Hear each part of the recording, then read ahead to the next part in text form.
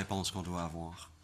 Alors Seigneur Jésus, on te remercie de t'être donné totalement pour nous, de n'avoir rien retenu par amour pour nous. Et à nouveau, on se place devant toi. Nous voulons nous reconsacrer à toi, ce Dieu si bon, si puissant, si saint, si juste, Dieu d'amour, de lumière, de joie. Nous nous plaçons maintenant devant toi et nous t'offrons notre cœur, nos oreilles, nos pensées, notre être entier. Merci pour cette parole ce matin. Amen. Dans cette confession de foi qui est vraiment inestimable, qu'on appelle le symbole des apôtres, un texte à travers lequel on a passé il y a un peu plus d'1 an et demi, 2 ans, et qui nous parle du Dieu trinitaire, Père, Fils, Saint-Esprit, qui nous parle aussi de l'Église de Jésus-Christ. Le paragraphe qui parle de la personne de Jésus-Christ nous le présente ainsi. « Je crois en Jésus-Christ, son Fils unique, le Fils unique du Père, notre Seigneur, qui a été conçu du Saint-Esprit, qui est né de la Vierge Marie. Il a souffert sous Ponce Pilate, il a été crucifié, il est mort et il a été enseveli. Le 3e jour, il est ressuscité des morts, il est monté aux cieux, il siège à la droite de Dieu, le Père Tout-Puissant, et il viendra de là juger les vivants et les morts. » Quel résumé incroyable de ce que notre Seigneur Jésus a fait pour nous et va faire encore.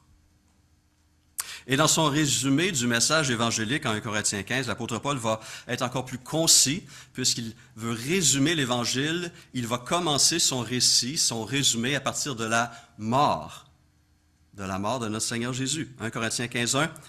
Je vous rappelle, frères et sœurs, l'Évangile que je vous ai annoncé, que vous avez reçu et dans lequel vous tenez ferme, c'est aussi par lui que vous êtes sauvés, si vous retenez dans les termes où je vous l'ai annoncé, autrement votre foi aurait été inutile.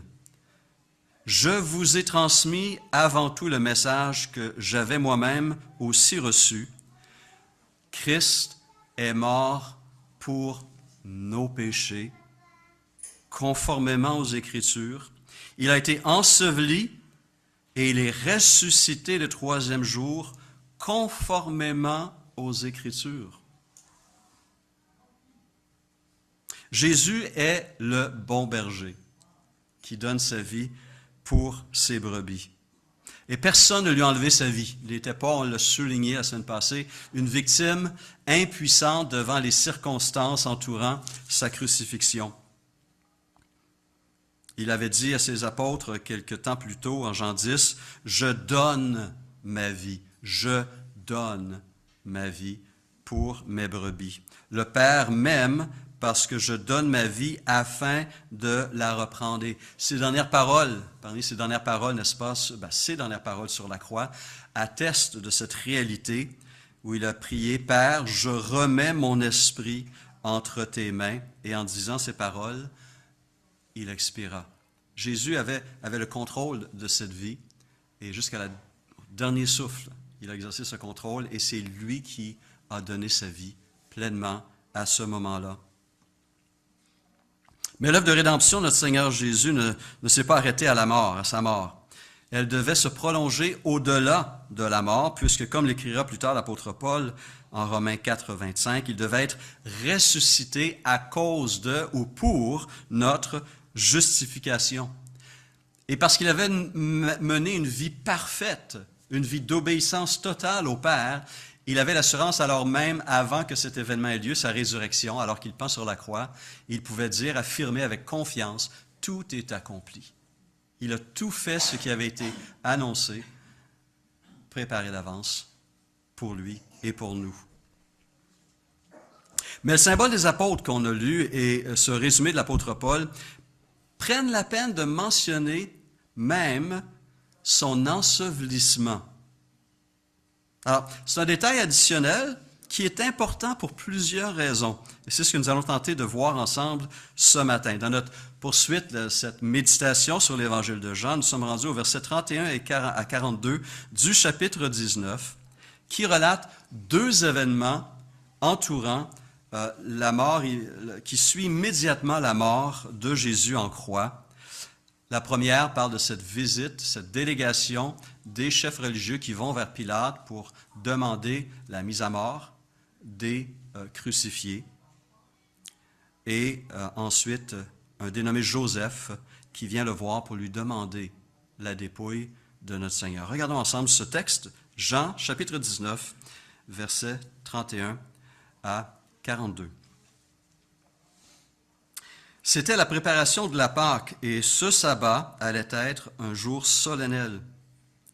Craignant que les corps ne restent en croix pendant le sabbat, les Juifs demandèrent à Pilate qu'on brise les jambes aux crucifiés et qu'on enlève les corps. Les soldats vinrent donc briser les jambes du premier, puis du second des condamnés qui avaient été crucifiés avec Jésus. Quand ils s'approchèrent de lui, ils virent qu'il était déjà mort. Ils ne lui brisèrent pas les jambes, mais un des soldats lui transperça le côté avec une lance, et aussitôt il sortit du sang et de l'eau. Celui qui a vu ces choses en rend témoignage, et son témoignage est vrai. Il sait qu'il dit la vérité, afin que vous croyiez aussi. En effet, cela est arrivé afin que ce passage de l'Écriture soit accompli. Aucun de ses os ne sera brisé. Ailleurs, l'Écriture dit encore, « Ils verront celui qu'ils ont transpercé. » Après cela, Joseph d'Arimathée, qui était un disciple de Jésus, mais en secret par crainte des chefs juifs, demanda à Pilate la permission d'enlever le corps de Jésus. Pilate le lui permit. Il vint donc et enleva le corps de Jésus. Nicodème, l'homme qui auparavant était allé trouver Jésus de nuit, vint aussi. Il apportait un mélange d'environ 30 kilos de myrrhe et d'aloès. Ils prirent donc le corps de Jésus et l'enveloppèrent de bandelettes avec les aromates, comme c'est la coutume d'ensevelir chez les Juifs. Or, il y avait un jardin à l'endroit où Jésus avait été crucifié, et dans ce jardin, un tombeau neuf que personne encore n'avait été mis, où personne encore n'avait été mis. Ce fut là qu'ils déposèrent Jésus, parce que c'était la préparation de la Pâque des Juifs et que le tombeau était proche. Ici s'arrête la lecture de la parole de Dieu. Alors, première partie de ce passage, les versets 31 à 37, nous présente la demande des chefs religieux à Pilate. Pourquoi une telle demande? Pourquoi demander à Pilate de briser les jambes des crucifiés et d'enlever les corps? Bien, on sait que les suppliciés pendus à une croix pouvaient survivre 36 heures et même plus sur une croix avant de mourir par asphyxie et épuisement. À l'époque, on apprend qu'ils pouvaient mettre une pièce de bois à la hauteur de la hanche pour permettre aux crucifiés de s'appuyer dessus, pour respirer, pour essayer de reprendre leur force en quelque sorte. Et cette pièce de bois n'était pas là pour leur confort, comprenons-le bien, c'était là pour faire durer leur supplice. Mais les chefs religieux juifs ne voulaient pas que les condamnés restent en croix. Pourquoi? Afin de respecter un commandement très clair de l'Ancien Testament, de la loi de Moïse. En Deutéronome 21, 22 et 23, on lit ceci. « Si tu exécutes un homme qui a commis un crime digne de mort et que tu le pendes à une potence, son cadavre ne passera pas la nuit sur le bois, tu l'enterreras le jour même, car celui qui est pendu est maudit de Dieu, et tu ne rendras pas impur le pays que l'Éternel, ton Dieu, te donne en héritage. » Les chefs religieux étaient conscients de cette loi, de ce commandement de Deutéronome, et ils cherchaient à le faire appliquer. Donc, ils ont été voir Pilate pour demander justement qu'on mette à mort, qu'on brise les jambes pour empêcher ces crucifiés de survivre la nuit et d'entrer dans cette cérémonie qui était la Pâque, une des trois grandes fêtes d'Israël, et ainsi souiller le pays comme c'était mentionné. Quels hommes fidèles à la parole de Dieu, hein, ces chefs religieux. Heureusement qu'ils étaient là pour veiller au grain. Pas vrai? Oui. N'est-ce pas un peu paradoxal? Hein? Par contre, hein? N'est-ce pas un peu cynique que ces hommes qui viennent de condamner un homme innocent par jalousie et par désir de maintenir leur privilège se préoccupent de cet article de la loi? Hein? Ces hommes qui étaient peu scrupuleux de la loi morale l'étaient beaucoup plus pour la loi cérémonielle. Les chefs religieux juifs ont donc cherché à respecter la lettre de la loi, mais en ignoraient l'esprit. Et pour eux, le fait qu'ils avaient violé la loi en crucifiant un homme innocent, à la suite d'un procès illégal, pour eux, ce n'était pas un problème. N'est-ce pas ici une des accusations les plus souvent portées par Jésus contre les chefs religieux juifs? Il mettait tellement l'accent sur certains détails de la loi, mais qui en oubliait l'esprit fondamental. Cela se vivait souvent, surtout autour des événements entourant le sabbat, n'est-ce pas? Jésus qui a guéri beaucoup de gens malades le jour du sabbat. Les Juifs avaient développé toutes sortes de règles pour faire respecter le sabbat. Ils avaient ajouté des commandements, des interdictions que la loi ne mentionnait pas. Et entre autres, la notion de travail se projetait aussi sur la notion des miracles. On ne pouvait pas guérir quelqu'un le jour du sabbat selon les interprétations des chefs religieux juifs. Non pas selon la loi, mais leur interprétation. Et donc Jésus, tout au long de ses 3 années de ministère, va régulièrement reprendre ces chefs religieux juifs et condamner cette vision rigoriste, légaliste des pharisiens. On pense à Luc 11, verset 42. « Malheur à vous, pharisiens, dit Jésus, parce que vous payez la dîme de la menthe, de la rue et de toutes les herbes. » Et calculez là, OK, 1/10 de ma menthe, 1/10 de mes carottes, 1/10 de... Et que vous négligez la justice et l'amour de Dieu. C'est là ce qu'il fallait pratiquer sans omettre les autres choses. Et il va dire la même chose envers les docteurs de la loi. Malheur à vous, docteurs de la loi, parce que vous chargez les hommes de fardeaux difficiles à porter et que vous ne touchez pas vous-même de l'un de vos doigts. Dans toutes ces condamnations, s'il y avait une illustration de ce comportement des chefs religieux, on trouve une belle illustration de l'enseignement de Jésus concernant la poutre et la paille dans un œil. Hein? Ils pouvaient pointer du doigt toutes sortes de petits accros selon leur lecture de la loi, alors qu'eux violaient magistralement son cœur, sa justice, la justice de Dieu et l'amour de Dieu. Ils avaient mis l'accent sur les formes extérieures de la religion, mais à l'intérieur, leur cœur était rempli d'orgueil, de haine, de jalousie, un aveuglement spirituel qui les avait amenés à rejeter leur Dieu et Messie venu en chair et en os pour leur salut.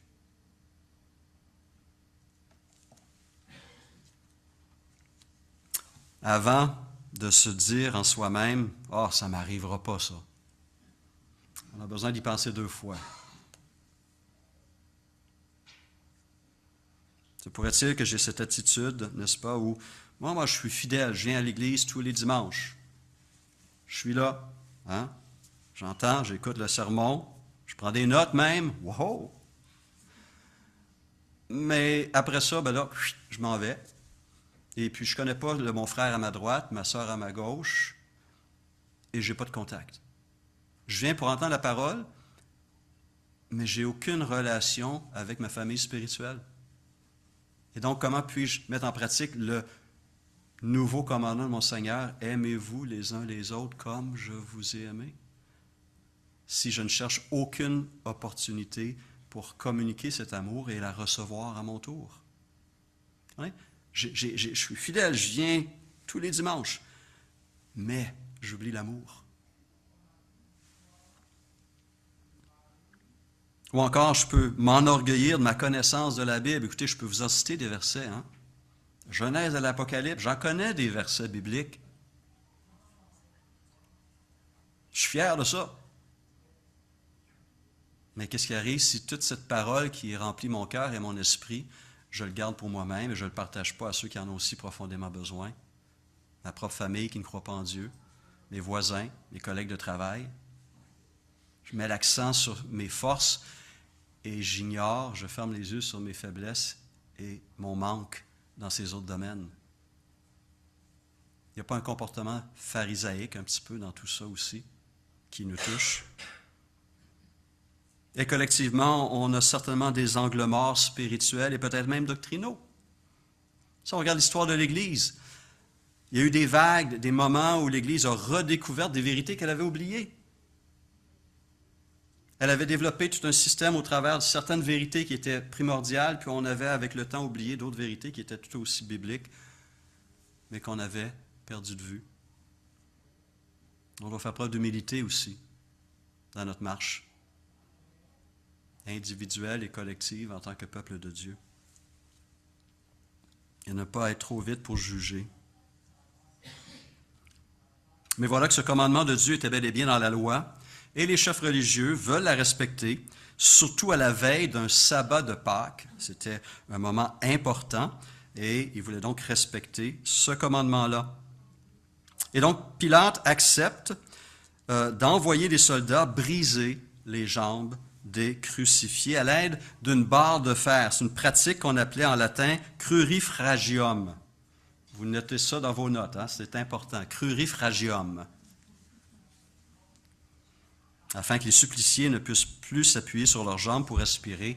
Et donc, en à peine quelques minutes, ils mouraient rapidement par asphyxie. Donc, les soldats reçoivent cet ordre, se rendent, brisent les jambes du brigand à la droite de Jésus, brisent les jambes du brigand à la gauche de Jésus, et arrivé à Jésus, ils constatent qu'il est déjà mort. Et plutôt que d'obéir à l'ordre de Pilate, de briser les jambes de Jésus, ils ne le font pas, et un des soldats prend sa lance et transperce le côté de Jésus pour s'en assurer. Et sans le réaliser,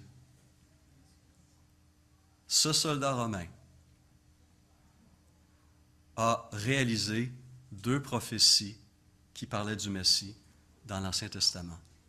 Sans le réaliser, sans le vouloir, Dieu agissait souverainement à travers cet homme inconscient des circonstances qu'il accomplissait de l'Ancien Testament. Une des premières réalisations, nous dit le texte, c'est ce qui concernait justement l'agneau pascal. La loi de Moïse stipulait en Exode 12, 46 qu'on ne devait pas briser les os de l'agneau pascal. Et on se rappelle, Jean-Baptiste a présenté Jésus au début de l'évangile de Jean, chapitre 1, verset 29, comme étant quoi? L'agneau de Dieu qui ôte les péchés du monde. Un beau verset qu'on a mémorisé, ça. C'est bien. Jean-Baptiste voyait en Jésus cet agneau de Dieu. Pas l'agneau d'un homme. Pas un de ces agneaux qui était sacrifié à toutes ces fêtes de Pâques et à d'autres moments. Ces agneaux qui avaient été sacrifiés lors de l'Exode en Égypte, et qui avait permis justement à Dieu de passer par-dessus ses maisons pour ne pas exercer son jugement. C'est ce que le mot Pâques veut dire, passer par-dessus. Et tous ces agneaux qui avaient été sacrifiés depuis des siècles ne faisaient que couvrir temporairement, n'étaient pas la solution finale, ultime de Dieu, mais pointaient vers cet agneau parfait qui allait parfaitement éliminer tous les péchés.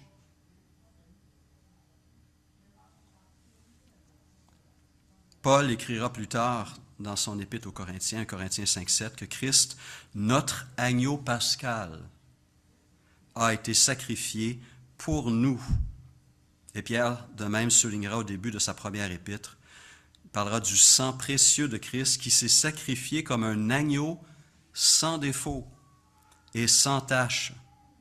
Jésus réalisait ce type de l'agneau pascal, tout comme sa mort coïncidait avec les sacrifices de ces agneaux pascaux pour cette fête au temple. On peut y voir par ailleurs une autre réalisation, celle du psaume 34, 19, où il est dit ceci, « Beaucoup de malheurs atteignent le juste. » C'est une réalité. Ce n'est pas parce que je suis juste que je ne vivrai pas des épreuves. Beaucoup de malheurs atteindront le juste, mais l'Éternel l'en délivre toujours. Il garde tous ses os, aucun d'eux n'est brisé. Certains ont vu dans cette référence au juste, on fait un lien avec la parole du centurion romain qui a été reprise par Luc au chapitre 23, verset 47 de son évangile. Voyant ce qui était arrivé, l'officier romain rendit gloire à Dieu en disant « Certainement, cet homme, parlant de Jésus, était juste. Certainement, cet homme était juste. » Mais une autre prophétie a été clairement réalisée par le soldat avec sa lance.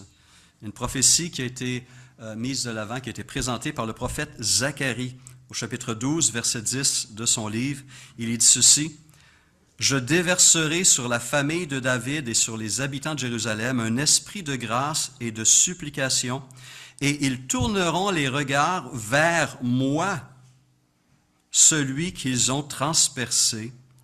Ils pleureront sur lui comme on pleure sur un fils unique. Ils pleureront amèrement sur lui comme on pleure sur un premier-né. » Et plus tard, Jean, à nouveau, soulignera le retour du transpercé. Notre Seigneur Jésus, en Apocalypse 1,7, où il écrira « Le voici qui vient avec les nuées, tout œil le verra, même ceux qui l'ont transpercé. Et toutes les familles de la terre pleureront amèrement sur lui. Oui, amen. Je suis l'alpha et l'oméga, dit le Seigneur Dieu, celui qui est, qui était et qui vient, le Tout-Puissant. » Certains voient même une allusion avec l'Évangile selon Ésaïe, ainsi qu'on appelle le chapitre 53 du livre d'Ésaïe, écrit 8 siècles avant la mort de Jésus, mais qui en décrit en détail les circonstances et les raisons. Et au chapitre 5, je traduis la version de la Bible du Sommeur, « C'est pour nos péchés qu'il a été percé. Ce sont pour nos fautes qu'il a été brisé. » Ou encore une autre version, la Nouvelle Bible second, « Or, il était transpercé à cause de nos transgressions, écrasé à cause de nos fautes. » Et ici, Jean va aussi apporter un autre détail, qu'au moment où le côté de Jésus est percé, il en sort aussitôt du sang et de l'eau. Alors, on essaie d'expliquer d'où venait ce sang, cette eau, quel organe avait été atteint, quelle partie du corps de Jésus avait été transpercée par la lance. Mais Alfred Kuhn vient mettre les choses en perspective. Voici ce qu'il écrit. « L'important pour Jean n'est pas l'aspect médical, mais la réalité de la mort constatée par ce fait. » Et pourquoi? Il ajoute, « C'était pour réfuter les théories docétiques qui commençaient à s'infiltrer dans les églises au moment de la rédaction de son évangile que Jean insiste sur la mort effective du Christ. Les docètes niaient que le Christ soit devenu chair, qu'il n'avait pris qu'un semblant de corps humain, selon l'enseignement de ces docètes. Un semblant, en grec c'est dokéo, il semble. Alors, eux enseignaient que Jésus n'était pas réellement mort sur cette croix. C'est intéressant de noter que quelques siècles plus tard, Mahomet, dans le Coran, va reprendre cette hérésie docète. Le Coran, sourate 4, verset 157, dit ceci en citant les Juifs dans un premier temps. « Nous avons tué le Messie, Jésus, fils de Marie, messager de Dieu. » Le Coran répond, Ils ne l'ont pas tué, ni crucifié, mais cela leur est apparu comme tel. Ceux qui ont divergé à ce sujet sont dans le doute à cause de cela. Ils n'ont aucune connaissance à ce sujet. Ils ne suivent que des conjectures. Ils ne l'ont certainement pas tué. Dit Sourate 4, 157. La Bible dit le contraire. Jean est un témoin oculaire de ces circonstances, de ces événements, et il atteste sur sa réputation, sur sa vie de service envers son maître, qu'il a été témoin de la mort de celui-ci. C'est pourquoi il ajoute au verset 35 et 37 de Jean 19, « Celui qui a vu ces choses en rend témoignage, et son témoignage est vrai. Il sait qu'il dit la vérité, afin que vous croyez aussi. » Regardez ce qui s'est passé. Réalisez que tout cela avait été annoncé des siècles à l'avance, et que ce Jésus accomplit toutes les prophéties relatives au Messie annoncé et envoyé par Dieu. La vie éternelle est reçue par la foi dans le Fils de Dieu, qui s'est bel et bien fait homme. Il n'a pas juste donné l'impression d'être un homme, il est bel et bien devenu homme. Il a bel et bien souffert sous Ponce Pilate. Il a bel et bien été crucifié. Il est bel et bien mort et a bel et bien été enseveli. Et le troisième jour, il est bel et bien ressuscité d'entre les morts. Et il va revenir pour instaurer son règne éternel et pour exercer son jugement. Et là, tout œil le verra, toute langue confessera, tout genou pliera devant ce Seigneur victorieux.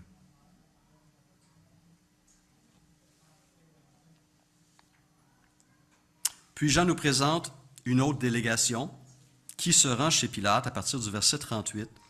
Celui d'un personnage qu'on découvre pour la première fois dans l'Évangile, un dénommé Joseph d'Arimathée.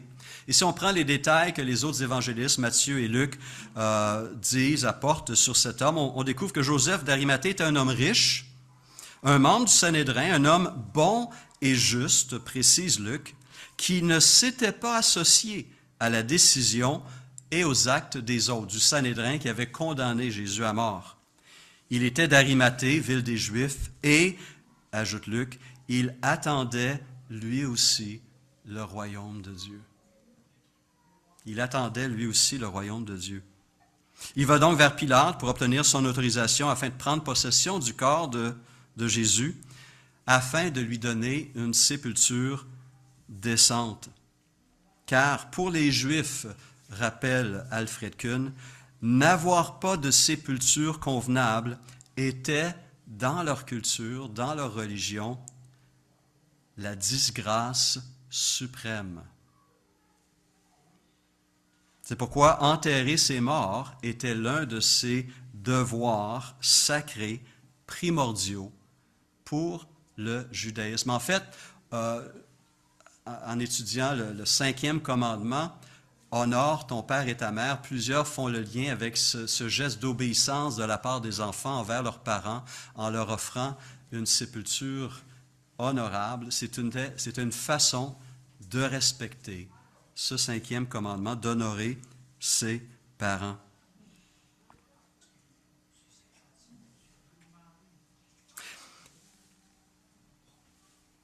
Voici ce qu'on apprend sur la portée de ce geste de Joseph d'Arimathée. Alfred Kuhn, encore une fois, que je cite, « Celui-ci, donc, devait être un personnage suffisamment important pour obtenir à la fois une audience privée chez Pilate et son consentement pour un acte considéré comme illégal. En effet, si les demandes de la parenté d'obtenir le corps du condamné pouvaient être accordées, elles ne l'étaient pas pour ceux qui avaient été condamnés pour trahison, comme notre Seigneur Jésus l'avait été.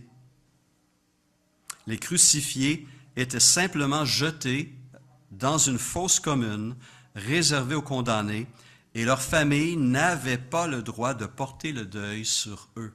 C'est comme ça que les choses se passaient sous la loi, sous le gouvernement romain. Mais Joseph sort de son anonymat spirituel en tant que disciple de Jésus-Christ et avec ce désir d'honorer son maître, au moins dans sa mort, fait en sorte de lui éviter cette dernière indignité. Mais alors on pourrait se poser la question, pourquoi alors Pilate accepte-t-il la requête de Joseph d'Arimathée si c'était illégal de faire ce qu'il a fait? Eh bien, on comprend que c'était probablement de la part de Pilate, la raison qu'il a accepté cela, c'est parce qu'il était bel et bien conscient lui-même que Jésus était innocent des accusations qu'on avait portées contre lui. Il avait accepté de condamner Jésus à mort pour plaire aux Juifs, aux chefs religieux, et éviter un éclatement ou des plaintes quelconques au gouvernement romain. Et c'était probablement aussi pour lui une occasion de faire un dernier pied de nez aux chefs religieux juifs. Et donc Joseph est accompagné d'un autre disciple secret de Jésus, un autre chef des Juifs, un pharisien du nom de Nicodème, qu'on a découvert en Jean chapitre 3, qui est venu voir notre Seigneur de nuit. Et durant cet échange incroyable, Jésus a communiqué cette vérité qui parle de la nouvelle naissance, l'importance, la nécessité d'avoir un nouveau départ spirituel en Christ pour pouvoir espérer avoir la vie éternelle.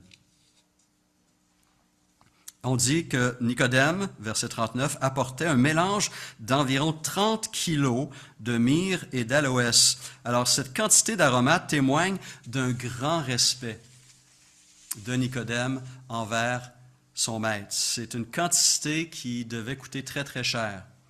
C'était pas cette quantité-là qu'on avait pour le commun des mortels. Il nous fait penser un petit peu à un geste quelques jours plus tôt, d'une dénommée Marie, n'est-ce pas, qui est venue verser un parfum de très grand prix, en quelque sorte pour préparer la sépulture de Jésus, comme Jésus lui-même l'a interprété, ce geste-là, n'est-ce pas?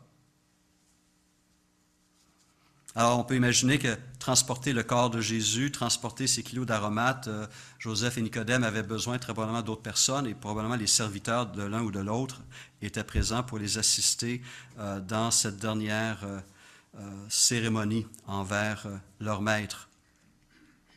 On a soulevé la grande quantité d'aromates. On se demandait pourquoi en prendre autant. Généralement, seul un personnage riche pouvait se permettre de dépenser autant et d'en avoir une telle quantité, parce que généralement, c'était réservé pour un personnage royal, cette quantité. Eh bien, c'était tout à fait approprié, n'est-ce pas, pour celui qui était identifié comme étant le roi des Juifs.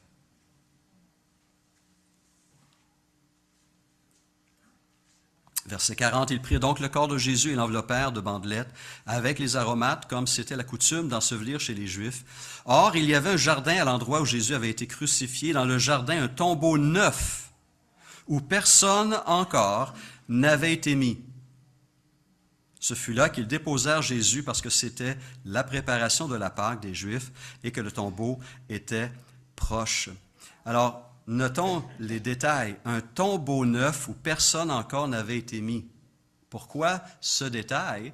Bien, cela préparait ce qui allait se passer le dimanche matin, la résurrection de Jésus. Il était le seul corps dans ce tombeau. Il n'y en avait pas d'autre. On n'aurait pas pu venir par la suite puis pointer un autre corps pour dire « Non, voyez, Jésus est là. » Il était le seul dans ce tombeau. Pas de confusion. Le corps avait disparu parce qu'il avait été ressuscité par le Père. Matthieu 27 va donner un autre détail intéressant qui pointe encore vers l'Ancien Testament. On dit en Matthieu 27, 58 que Joseph prit le corps, l'enveloppa d'un linceul blanc et le déposa dans un sépulcre neuf qu'il s'était fait tailler dans le roc.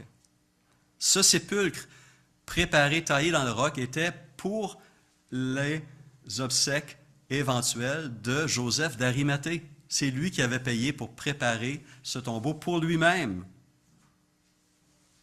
Et ce geste vient réaliser un autre texte de l'Évangile selon Ésaïe, le verset 9. Je cite la version d'Arby. « On lui donna son sépulcre avec les méchants, mais il a été avec le riche dans sa mort, parce qu'il n'avait fait aucune violence et qu'il n'y avait pas de fraude dans sa bouche. Même dans son ensevelissement, des détails de l'Ancien Testament se trouvaient réalisés. Encore une fois, rien n'échappe à notre Seigneur. Tous les détails de ma vie sont connus. Sont connus par lui et sous son autorité. En passant, ce dernier texte devrait nous faire réfléchir aujourd'hui, dans une société où on vit de profondes mutations sur la façon dont on meurt et la façon dont on dispose les corps. L'attention que Joseph et Nicodème, avec leurs serviteurs, accordent au corps de notre Seigneur Jésus devrait nous interpeller. J'entends parfois même chez des croyants qui parlent du corps comme étant une simple enveloppe, là, qu'on s'en débarrasse comme on veut, là, on fait ce qu'on veut avec. Mais on doit se rappeler, notre corps aussi est création de Dieu, est œuvre de Dieu. Et pour nous qui sommes chrétiens, c'est aussi le temple du Saint-Esprit, notre corps. Et il va aussi participer à la résurrection finale, au retour de Jésus-Christ. Nous devons donc disposer des dépouilles de nos bien-aimés d'une manière convenable, honorable, et demander le même traitement pour nous lorsque ce sera notre tour aussi.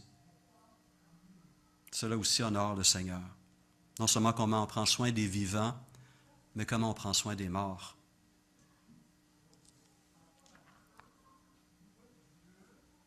Et donc, encore une fois, nous constatons que dans sa vie comme dans sa mort, Jésus a accompli tout ce qui avait été annoncé concernant le Messie, l'Israël et le Sauveur du monde.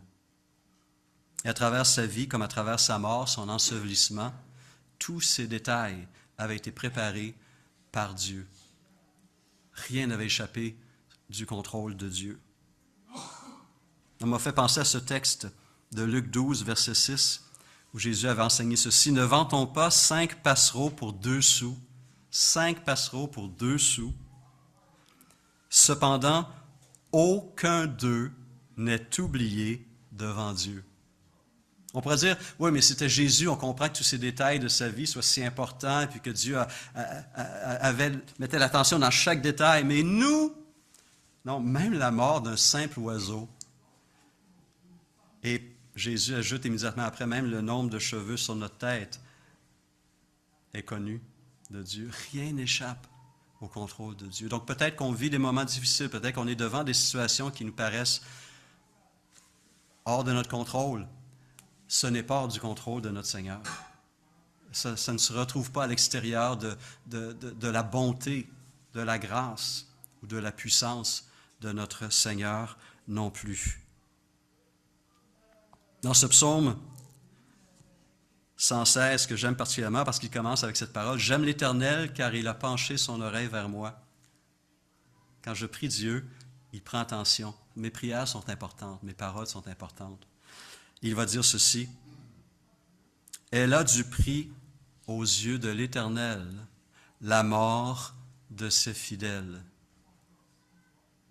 Non seulement ma vie a de la valeur aux yeux de Dieu, mais même ma mort a de la valeur à ses yeux, est précieuse à ses yeux.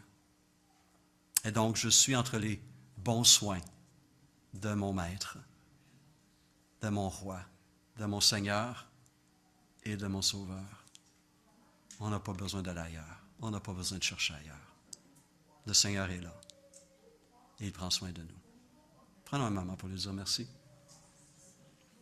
Et peut-être si vous vivez, comme je le dis, des circonstances dans le moment où vous vous questionnez, vous ne voyez pas d'issue. Le Seigneur est là. Le Seigneur est conscient. Et le Seigneur sait ce qui s'en vient. Et ce qu'il a commencé en vous, il va le compléter. Parce qu'il est un Dieu fidèle, un Dieu de parole, un Dieu puissant et bon. Seigneur Jésus, merci que non seulement ta vie, mais ta mort a rendu gloire à Dieu. et à témoigner des soins du Père sur toi et de ton amour pour nous. Merci parce que nous avons cette confiance que nous sommes entre tes mains, que jamais tu vas nous abandonner et que tu vas nous conduire jusqu'à bon port, parce que tu es bon, juste, saint et tout-puissant. Nous t'offrons, Seigneur, nos circonstances de vie. À nouveau, nous voulons nous reconsacrer à toi. Et notre prière est réellement que notre vie te glorifie, parce que tu mérites toute la gloire, non seulement maintenant, mais au siècle des siècles. Amen. Amen. Bon dimanche. Commis?